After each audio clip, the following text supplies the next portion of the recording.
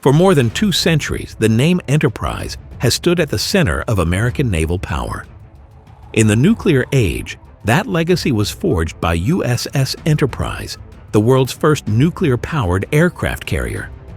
Today, it continues with the new Enterprise, a new carrier built for a new era, carrying forward the steel, experience, and expectations of the legendary Big E. In this video, we take a focused look at what CVN-80 is, how it builds on its predecessor, and why this Enterprise really matters. The concept for a nuclear-powered aircraft carrier arose in the post-World War II era, as the U.S. Navy aimed to extend its global reach beyond conventional fuel limits. Admiral Hyman Rickover championed the technology, emphasizing indefinite high-speed operations without frequent refueling. In 1954, Congress authorized construction under Project SCB-160, awarding the contract to Newport News Shipbuilding. The keel was laid in 1958 for CVN-65, the 8th vessel named Enterprise, honoring the World War II CV-6. Construction was ambitious. 8 A-2W reactors powered 4 turbines and shafts, delivering 280,000 horsepower, the only carrier with more than 2 reactors for redundancy. The hull featured cruiser-like stability, 4 rudders, and armored flight deck. Launched in 1960 and commissioned in 1961 under Captain Vincent P. Dupuis, the Big E measured 1,123 feet long post-refits, with a 93,284-ton displacement, making it the longest naval vessel. Sea trials showed speeds over 33 knots, with unlimited range limited only by supplies. It carried up to 90 aircraft and 5,828 personnel. Armament included Sea Sparrow missiles and phalanx systems. Its Scanfar radar was a phased array pioneer despite early issues. Service started in the Atlantic with exercises and Mercury support. During the 1962 Cuban Missile Crisis, carrier enforced the quarantine, demonstrating nuclear advantages. In Vietnam, 1965 to 1973, Enterprise was the first nuclear ship in combat, launching record sorties from Yankee Station, supporting Linebacker 2, and frequent wind evacuations, earning multiple commendations. A 1969 flight deck fire killed 27 and destroyed 15 aircraft but led to safety reforms. Post-Vietnam, the Big E aided disaster relief, transited the Suez Canal in 1986 for Libyan strikes, and supported Persian Gulf operations like Earnest Will and Praying Mantis. The 1989 World Cruise shifted carrier to Norfolk. In the 1990s, Enterprise enforced no-fly zones in Bosnia and Iraq, including Desert Fox strikes. Post 9/11, the ship launched missions in Afghanistan and Iraq, plus anti-piracy and Libyan Tomahawk firings. Incidents included groundings in 1983, 1985, and 2005, a 1998 deck crash, and a 2011 video scandal. The final 2012 deployment covered 81,000 miles and 2,000 sorties. Inactivated in 2012 and decommissioned in 2017 after 51 years, defueling ended in 2016. Scrapping began in 2025 in Alabama, with steel recycled into CVN-80 and portholes from CV-6. The retirement of CVN-65 marked the end of an era, but the name Enterprise lives on.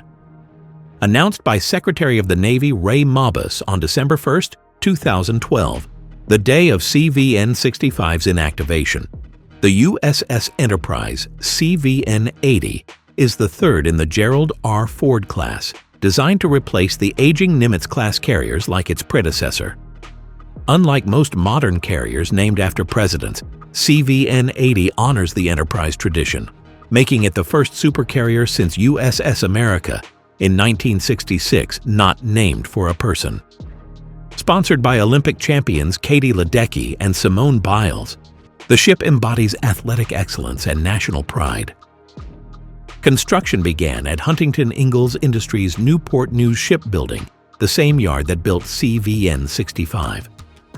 The first steel was cut on August 21, 2017, in a ceremony with the sponsors. Advance work started in early 2018, even before the full contract, as part of a two-ship buy with CVN-81 to reduce costs.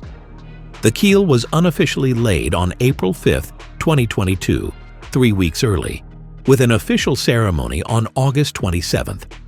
By that time, 20,000 pounds of steel from CVN-65 had been recycled into the new hull, with another 15,000 pounds pending, totaling 35,000 pounds. 4 portholes from the World War II CV-6 were also incorporated, symbolizing continuity.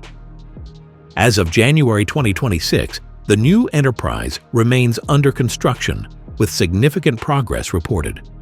In November 2024, the mid-body hull section was transferred, allowing simultaneous assembly of CVN-80 and CVN-81 in the same dry dock, a first enabled by the two-ship contract. A major milestone came in March 2025 when a 940-ton aft section was lifted into place, housing emergency generators and propeller shaft struts. This move overcame challenges like precise alignment in tight spaces. The ship is the first carrier fully designed digitally, using 3D modeling to streamline building and reduce errors. Launch is planned for late 2025, but delays in supply chains for critical materials have pushed delivery from March 2028 to July 2030. The Navy's FY 2026 budget estimates procurement costs at $14.247 billion. Once complete, new Enterprise will replace USS Dwight D. Eisenhower in the fleet, ensuring the Atlantic Fleet maintains its carrier presence. The Ford class represents a quantum leap over the Nimitz class. At 1,106 feet long, slightly shorter than CVN-65's refitted length, but broader at 134 feet beam, CVN-80 displaces about 100,000 long tons fully loaded with a 39-foot draft.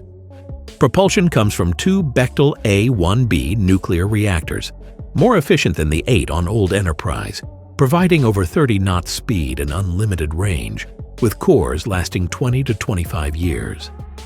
This reduces refueling needs and crew requirements, with a total complement of 4,660, about 20% fewer than Nimitz class, thanks to automation.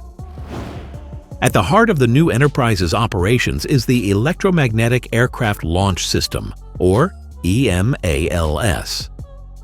Unlike the steam catapults on older carriers, EMALS uses linear induction motors to propel aircraft off the deck. This provides smoother acceleration, reducing stress on airframes and allowing launches of heavier payloads or lighter unmanned vehicles. EMALS can adjust power precisely for each aircraft, increasing sortie rates by 25%, from 140 to 160 per day sustained, surging to 270. Paired with the advanced arresting gear, which uses turbo-electric engines for controlled deceleration, CVN-80 can recover aircraft more efficiently, even in rough seas. AAG is compatible with a wider range of planes, including drones, making the carrier future-proof for emerging technologies. The flight deck itself is redesigned for efficiency. Larger than previous classes at 1,092 feet by 256 feet, it features an angled layout with the island superstructure positioned further aft. This creates more space for aircraft parking and maintenance, reducing turnaround times. CVN-80 can carry over 75 aircraft standard, with capacity for up to 90, including F-35C, Lightning IIs, FA-18 Super Hornets, EA-18G Growlers, E-2D Hawkeyes, and MH-60 Seahawks. It will also support unmanned aerial vehicles like the MQ-25 Stingray for refueling, extending strike ranges without risking pilots. Defensively, new Enterprise is equipped with the latest in integrated warfare systems. The dual-band radar, DBR, combines X-band and S-band arrays for superior tracking of air and surface threats. Armament includes 2 Mark 29 launchers for RIM 162 Evolved Sea Sparrow missiles, 2 Mark 49 systems for RIM-116 rolling airframe missiles, 3 Phalanx close-in weapon systems, and 4 Mark 38 25mm machine guns. Electronic warfare is enhanced with the SLQ-32 V6 suite. Survivability improvements include better damage control, reduced radar signature through shaping, and zoned electrical distribution to isolate failures.